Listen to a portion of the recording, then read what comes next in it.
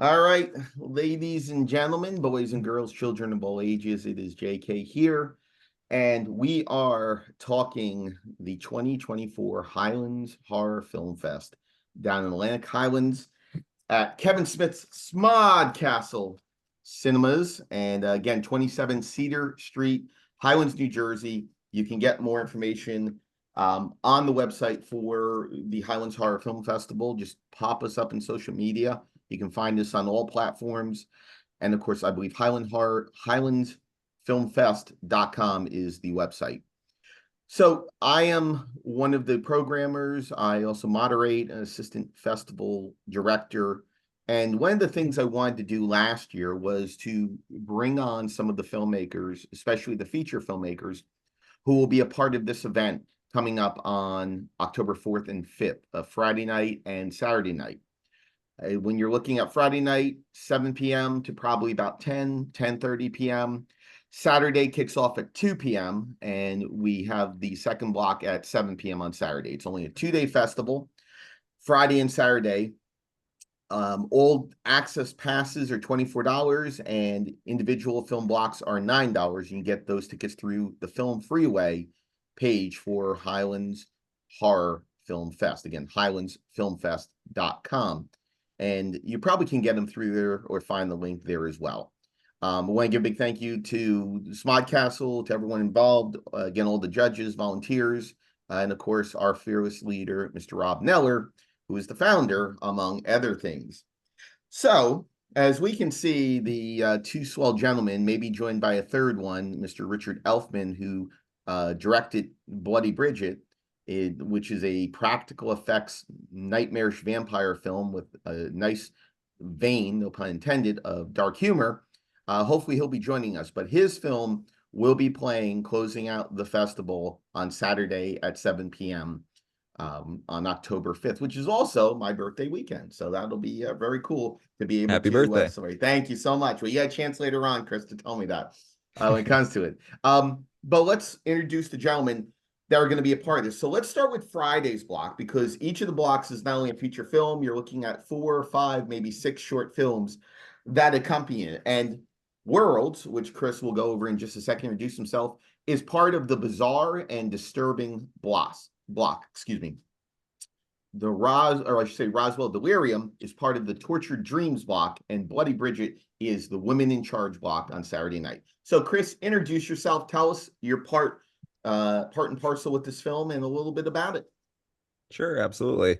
Yeah, so my name is Chris Hammerberg. I'm the writer, director, and editor of Worlds. Wore many hats, post-production supervisor, you name it. It's a very, very low budget, indie type thing. Passion project put together by myself and a group of very talented friends and colleagues that I've worked with in the past. Worlds is a found footage faux documentary, essentially documenting a film crew that investigates an unsolved murder that ultimately leads to a broader otherworldly mystery. So yeah, I could go into more detail, but I think that's a nice little intro. That's a nice little intro, and it's going to be playing with some really bizarre and disturbing shorts that are a part of it.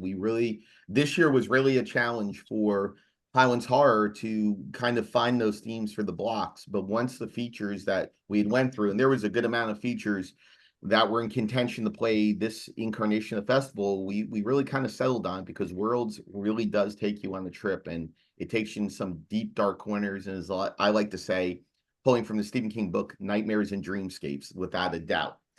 Rick, welcome. And again, I'll say, Chris, congratulations. Rick, congratulations. Tell us about Roswell Delirium. Well, I am the writer, director, also editor of Roswell Delirium. We made the film during the pandemic, so we couldn't really get a casting director to come out of their house to do casting for the movie. Everybody wanted to do a Zoom casting because that was what was comfortable. And I said, we're not doing that. We're going to do an in-person audition. And we were the only ones doing it in 2022. and really took a lot of heat for it, but I didn't really care, and now no one even remembers that. So I brought on some of the cast that already casted for it, and we found all the other up and comer actresses and actors. And the film takes place in the 1980s. We kind of have this, up and coming group of actors, and also these kind of nostalgic actors like Anthony Michael Hall and Dee Wallace, Reggie Villa-Johnson, and Sam Jones. And basically, it kind of like it's an alternate 1980s where what if the Soviet Union actually attacked the US with nuclear warheads, and what would be the fallout of that? And adding the whole concept of aliens, and maybe they're the ones who can save you from the radiation poisoning. So there's all these things happening in the time frame of the 80s where it feels normal, but then it's like there's radiation, there's kids dying, there's all these things happening, there's also more threats of nuclear attacks.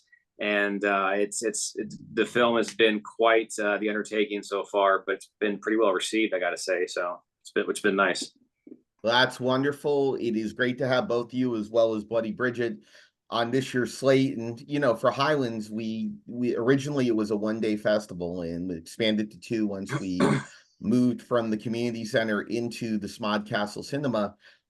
It's interesting because Bloody Bridget takes place, I believe, in Los Angeles. It's got a sleazy kind of feel to it, within the story, within the locations and feel. Chris, we'll kick it off to you first, because this is primarily a Jersey film, and we love Jersey films, and Highlands has always celebrated Jersey stories, Jersey horror, Jersey filmmakers. Can you talk a little bit about how Jersey and the locations played a part in crafting this story? Sure, absolutely. Well, so I was born and raised in New Jersey, in the Asbury Park area on the Jersey Shore. So part of the reason the film is set here is because that's where I live. But a lot of so essentially, I got my start making films all the way back in high school. I started a web series, a horror web series, online, which has actually been ongoing for over 13 years at this point. And through that experience, I met a lot of local horror creators. We met online, but they just so happened to be based in New Jersey also. There's a lot of, especially in the horror community, a lot of talent here in New Jersey. We also have access to New York City, some of the best actors in the country. So I think that really, we're trying to lean into sort of the weird vibe that New Jersey can give off, for sure. I'm sure the magazine Weird New Jersey, like we're maybe not the first thing that people think of when they think of the state of New Jersey is, horror or the supernatural or, aliens, or whatever. But I think that it's been a blast to create a film that really does represent New Jersey, I feel, and to a lesser extent, New York. And one thing I did do in the film as well is the fact that it is found footage. It's a found footage horror film, faux documentary. I wanted to make a little reference too to the origins of that style of storytelling, with Orson Welles' War of the Worlds radio broadcast, which was also set in New Jersey. And so, you'll see the little Grover's Mill reference a few times throughout the film. So yeah, it's been a blast to represent New Jersey in that way, I think. And it's fascinating because for those who are watching this on Facebook or watching this on social media, me being a filmmaker as well, Chris, one of my first short films was about the Polaroid Trail, which is up in near Shades of Death Road at the top of the state of New Jersey. And it's, Yeah. New Jersey is chock full of folklore, urban legends, all kinds of horror stuff.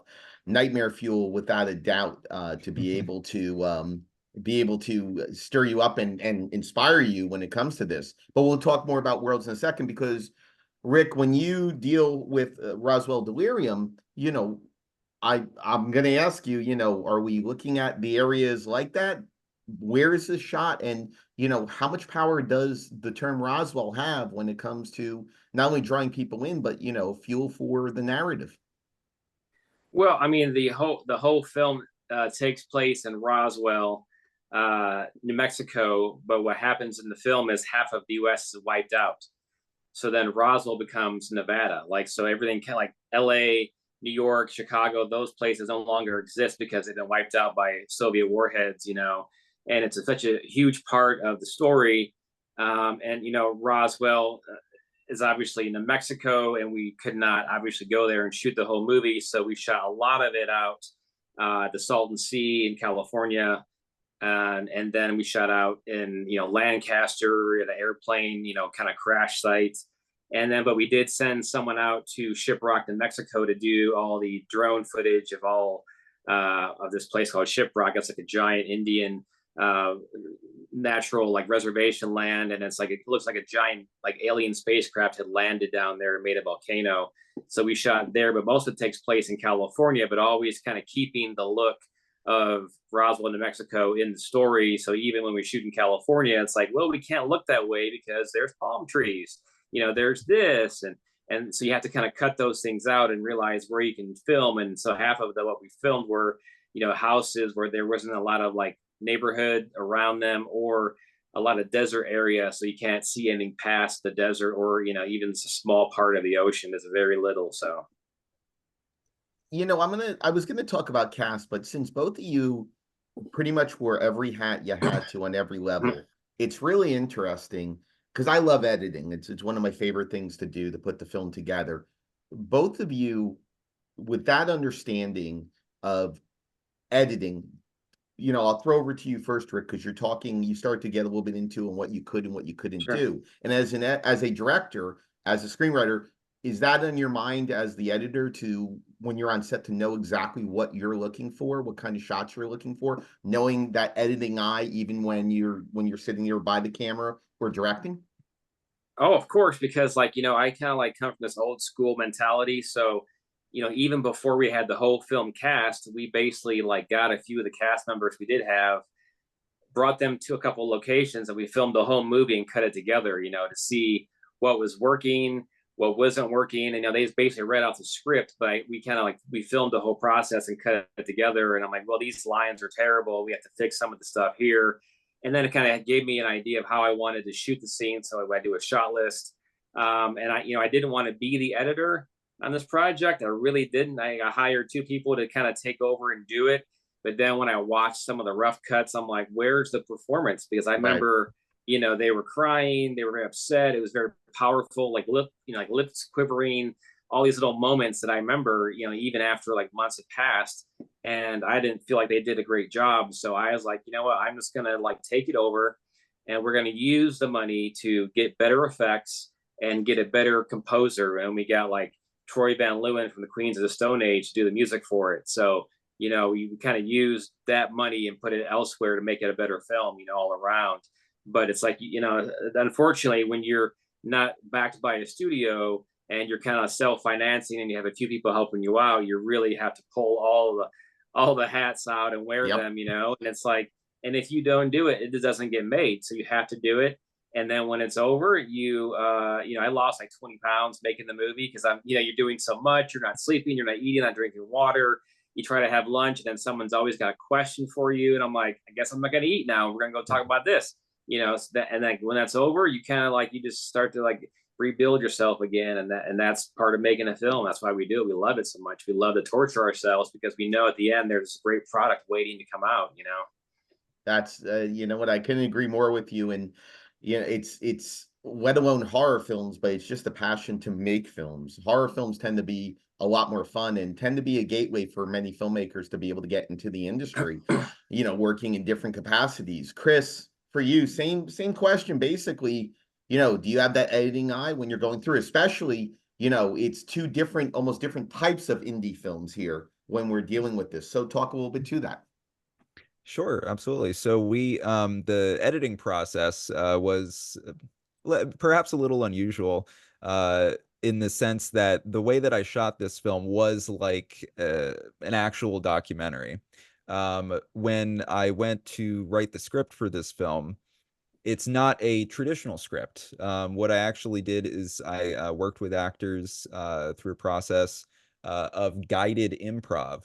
So actually what I ended up doing is giving these actors essentially character bios, questions that they would be asked, and then we shot it as though it was an interview for a documentary, and we let them put, everything in their own words, have their own voice come through. So it was a very, very collaborative effort, I think, on the part of the actor as storyteller, and then all of us behind the camera. So when we ultimately got to the editing stage, I sort of had to figure out, okay, so how does this all fit together, right? So I'm looking at everything and sort of had to, create it out of this bunch of puzzle pieces. Had to sort of put everything together in the end, and like see what is the best way to tell this story, what's the best way to tell this narrative. So, and ironically, I did have sort of an idea of how I wanted to structure the film before I shot, because obviously, I know what we're ultimately trying to get at in terms of these interviews, what information we need to convey and everything. But that went completely out the window the moment that I actually sat down and was working with the material, because I was like, oh, okay, this is the story is sort of showing itself, it's telling itself. Which is funny that towards the beginning of the film, one of the characters tells my character, playing sort of a fictionalized version of myself, like just see, the story will show itself as you work on it in sort of a documentary sense.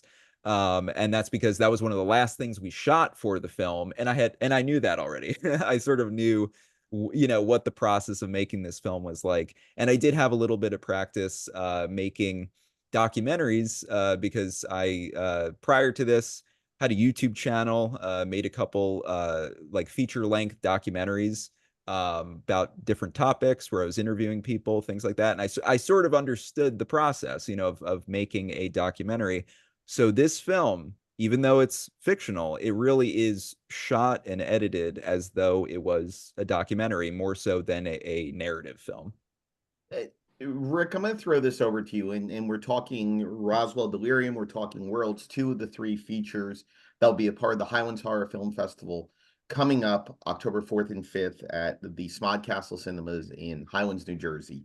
You can get your tickets through Film Freeway under Highlands Horror Film Fest, and join us. It's going to be a lot of fun, a lot of Q&As, a lot of great films, feature shorts, everything in between. But Rick, for you, I mean, I hate to bring up my pop on this interview, but he's a nut about aliens, all that stuff. The reason why I bring that up isn't the fact of your love of aliens, but was there an interest in the topic to be able to craft a movie like this? Because there's some filmmakers who will just make it because it's a script idea that works. They might necessarily like it, but they'll follow through on it. Did you have any interest in this before or anything like that with Roswell Delirium? Well, it's funny because, if you believe in aliens, you're a conspiracy theorist, people just kind of want to label you right away. You're crazy, all this stuff. But I think, you have like to think that we're the only like smart population in the world, in this whole universe. Like it's just kind of like, it's not really, a feasible like thought, because like there has to be other life forms out there, whether we ever find them or we don't. Like we can't just be like the top being in the world. There's got to be other life forms that exist. And for me, I was going to do this short like before the pandemic, and it was kind of based on this like documentary that I did about kids with cancer doing their bucket list. And one kid had cancer 9 times. He kept beating it and coming back. They called him the cancer fighting ninja. And at the end of it, his mom goes, "If you want to go, you can go." And I was like, wow, so powerful, her to say that, to give him permission to die, like you don't have to fight for me anymore. So I thought, after like a couple years have passed, I thought, what if, like you didn't have to die? What if the aliens could save you? Like, what if, like, because humans can't, doctors don't want to save you. They want to keep you coming back to get medication and treatment for cancer or whatever. They want to keep the money going. So I was like, what if aliens could save you? And then this whole idea just kind of surfaced. And then I kind of thought, well, aliens always get a bad rap. They kill people. They blow up the universe. What if they're the saviors? And then that just kind of became like log line, and then this is kind of the trail for the film to kind of like start existing. And then like I don't think it even became an 80s film towards the end. And then it like then I'm like, you know, I'm a child of the 80s, and I just really wanted to give some love back to that world, because there's so much nostalgia that's still there in all of us. When we see a certain movie, hear a certain song, we feel a certain way. I'm like, I want it to feel like an 80s movie, and Aliens has happened to be the vessel that makes it all come together. So we're going to include Richard. So here we go. Let's see how this goes. All right. Richard is popping on. And Chris, I'm going to have a follow-up to you in just a second. Okay. You know what, Chris? Wait, I want you to interrupt. Richard, are you there? Well, right now we're live, folks. This will be pre-recorded later on, but we're live. Richard, you there? Okay. Chris, I'm going to throw it over to you while we figure this out. Chris, one of the things wanting this to be a documentary is always a challenge. When it comes to it, your idea of filming it, was it a challenge to be able to blend those styles of narrative as well as feature film? I'm sorry, narrative as well as documentary film when it comes to Worlds? So that's an interesting question. In my case, not really. Just because this style of filmmaking is essentially what I've always been doing. So ever since I started making films, years ago, I sort of gravitated towards this found footage style because, I mean, it's a great style if you do not have a budget, right? You're just trying to learn, like how to make films. I think that, it's just sort of what I was comfortable with. I did work on another film, a horror comedy called Lilith. I was the assistant director a number of years ago. And that was a much more traditional, narrative film. So I sort of cut my teeth on that. I got, way more familiar, with that style of filmmaking. But at the end of the day, I sort of wanted to return to sort of, like the bread and butter of, what I was familiar with and what I feel like I could potentially excel at.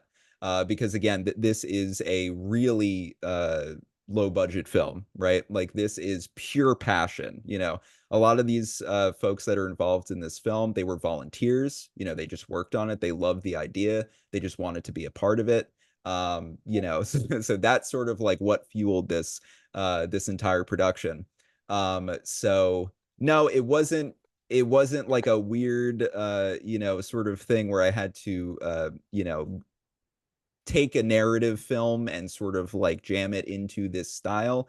It naturally evolved from the initial conception of the idea.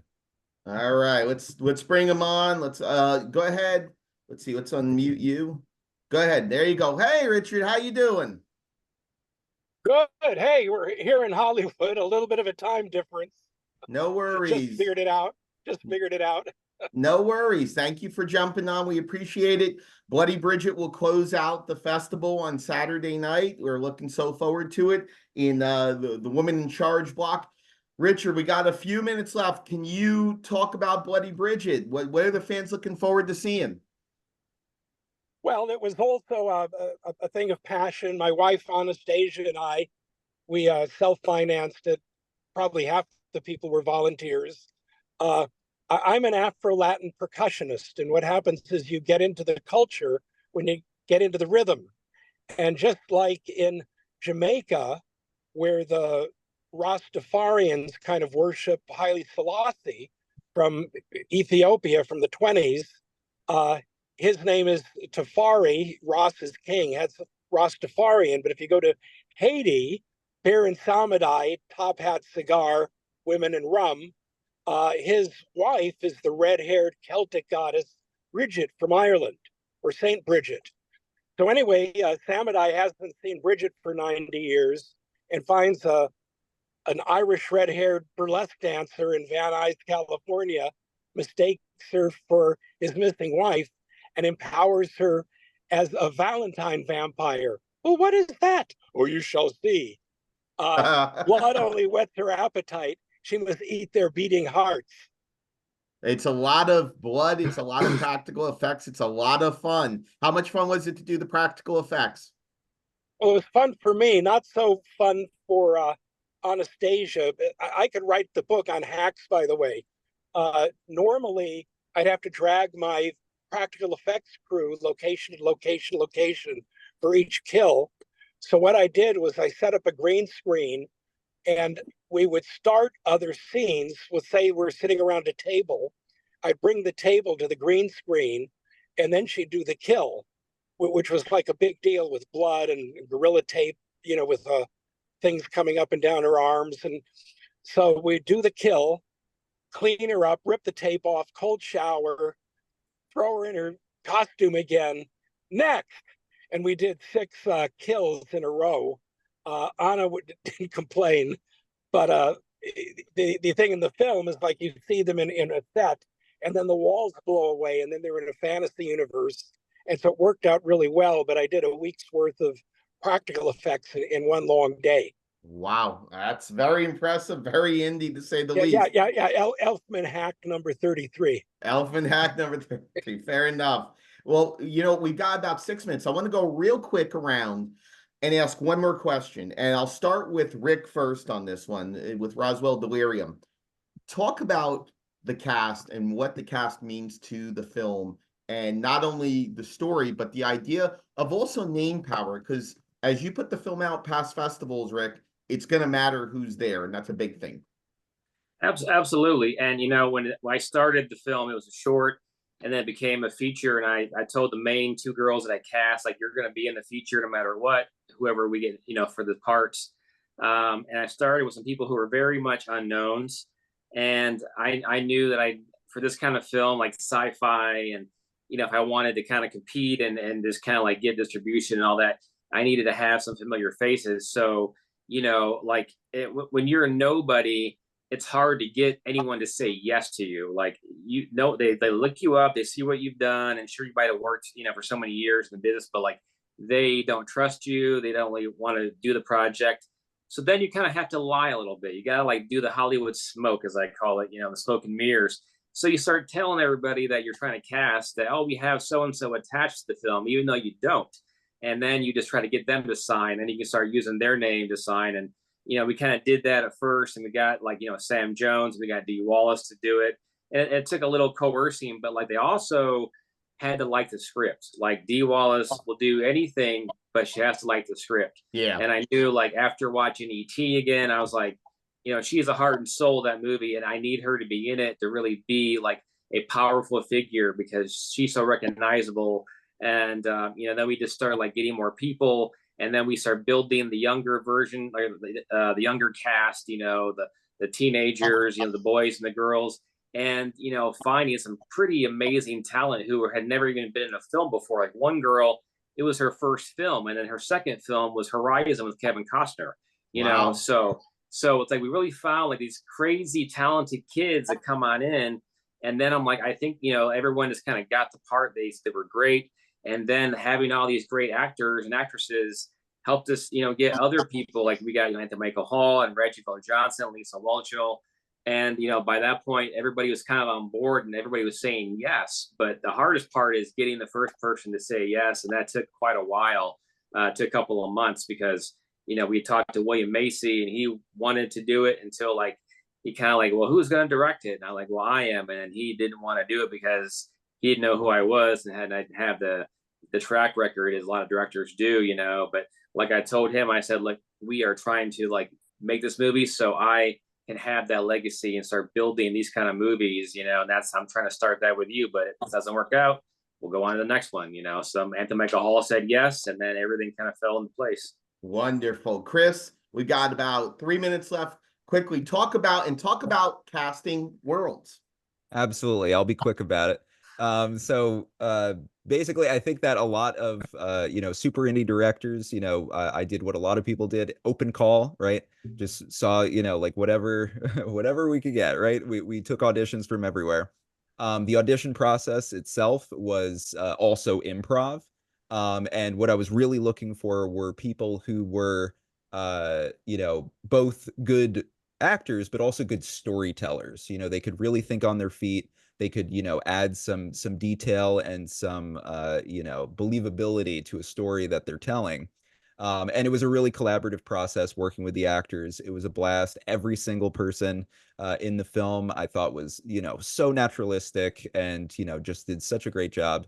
And they're a blast to work with. And I'm hoping at some point to do a sequel to Worlds as well, and definitely would love to bring some of them back for that as well. Real quick, Richard, before you jump on to talk quick about the cast, with the couple minutes we have left, it is the Highlands Horror Film Fest, Smod Castle Cinema, October 4th and 5th, right around the bend, Friday night, Saturday afternoon, Saturday night, filmfreeway.com to get tickets, highlandsfilmfest.com, I believe, or put us in your social media. Check out, come support the festival, come support great indie cinema and horror. Richard, finish us off with the cast with Bloody Bridget.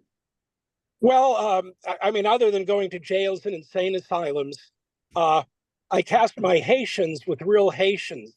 And my biggest problem was the guy playing Baron Samadai was this 6'2" black Adonis male model who had to do a love scene with my wife who played Bridget. And so I'm interviewing him, and the guy's a gentleman. He said, well, would there be a, protection or whatever? And I said, are you kidding? There'll be fucking kryptonite between you. And it was the fastest shot I did in the film. It was kind of like action, cut, next. It just went to faces. Oh my God. Well, you've got Bizarre, you've got alien conspiracies, you've got vampires coming up. It is the Highlands Horror Film Fest, again, October 4th and 5th. Chris, Rick, Richard, gentlemen, thank you so much. Congratulations on being part of the festival. And we look forward, Chris, to seeing you there. Guys, we look forward down the line to seeing more of your work. Thank you so much. Thank you. Hey, thank you. And we Appreciate look it. forward to the festival. See you guys out there. I am Jay Kay. Thank you, and see you at the Highlands Horror Film Fest at Smod Castle.